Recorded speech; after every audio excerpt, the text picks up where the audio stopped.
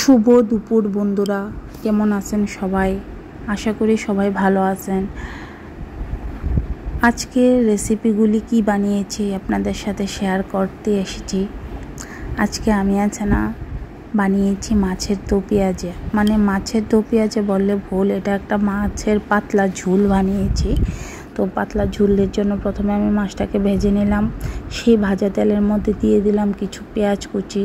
পেঁয়াজটা একটু ভালো করে ভাজা ভাজা হয়ে গেলে তার মধ্যে দিয়ে দিলাম নুন, হলুদ, জিরে, ধনিয়া, এগুলিকেও দিয়ে একটু ভালো করে নেড়ে চেড়ে একটু জল দিয়ে একটু ভেজে নিলাম।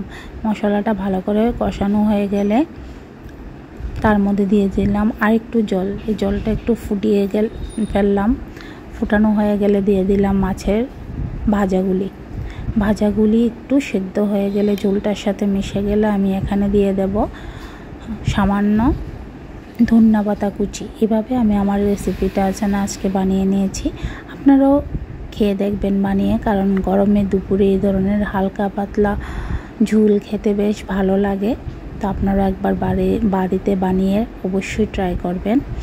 তো মাছের ঝোলের পরে আমি এখন চিন্তা করছি কি বানাবো। তো মেয়ে বলল, কলার থুর ছিল, মেয়ে বলল পকোড়া খাবে। তো পকোড়া বানানোর রেসিপিতে চলে যাচ্ছি। পকোড়ার জন্য প্রথম আমি একটা থুর কুচি কুচি করে কেটে নিয়েছি। তো থুরটা কেটে তার মধ্যে সামান্য নুন মিশিয়ে ভালো করে মেখে কিছুক্ষণ সময় রেস্টে রেখে দিয়েছি। রাখার পরে থুরের থেকে যে জলটা, সেই জলটা বের হয়ে যায় আর থুরটা অনেকটা সফট হয়ে যায়। তখন আমি এটাকে চিপে চিপে একটা বাটিতে নিয়েছি। একটা মুসুরি ডাল আর খাসার চালের একটা স্মুথ পেস্ট করে নিয়েছি। পেস্টটা দিলাম, তার মধ্যে পেঁয়াজ কুচি, লঙ্কা কুচি, নুন সামান্য দিয়েছি, হলুদ দিয়েছি, কালো জিরা দিয়েছি, দিয়ে ভালো করে মাখিয়ে গরম গরম তেলের মধ্যে ছেড়ে দিয়েছি। আর পকোড়াগুলিকে স্টিমটা কমিয়ে ভাজবেন, তাহলে কি হবে, উপরের জায়গাটাও ভাজা হবে আর ভেতরের জায়গাটাও ভাজা হবে, না হয় উপরের জায়গাটা পুড়ে যাবে।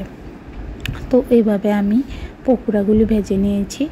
আর পকোড়ার সাথে অবশ্যই শুকনো লঙ্কা খেতে আমাদের ফ্যামিলি সবাই পছন্দ করে। যদিও আমার মেয়ে খায় না, আমার হাজব্যান্ড খায়, তো আমিও পছন্দ করি, যে সেই জন্য শুকনো লঙ্কাগুলিকেও ভেজে নিয়েছি।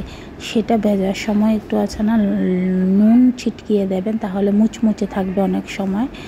তো এইভাবে আমি পকোড়াটা বানিয়েছি, আপনারাও বানিয়ে ট্রাই করবেন।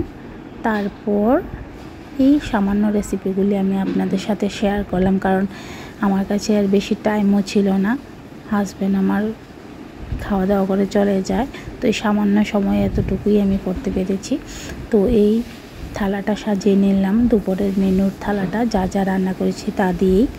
তো এইভাবে সিম্পল রান্না, বাট খেতে খুব তৃপ্তি পাওয়া যায়। আপনারা অবশ্যই ধরনের সিম্পল রেসিপি বাড়িতে বানিয়ে খেয়ে দেখবেন। তো দেখা হচ্ছে পরের কোনো নতুন ভিডিওর সাথে।